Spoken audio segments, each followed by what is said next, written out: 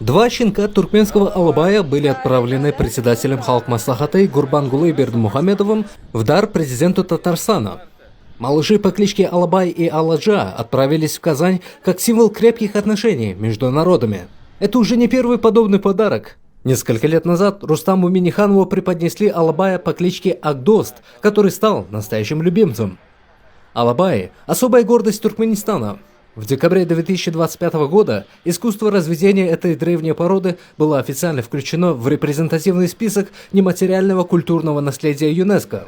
Эти собаки известны во всем мире своей преданностью и силой. Помимо культурного обмена, Туркменистан и Татарстан связывают прочные экономические контакты. Стороны активно развивают совместные проекты в энергетике, транспорте и высоких технологиях, импульс которым дал недавний визит Гурбангулы Бердмухамедова в Казань.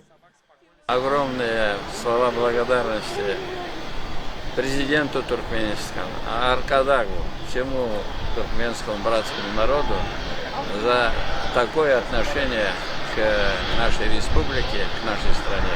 Бигзур Ахмад, большое спасибо.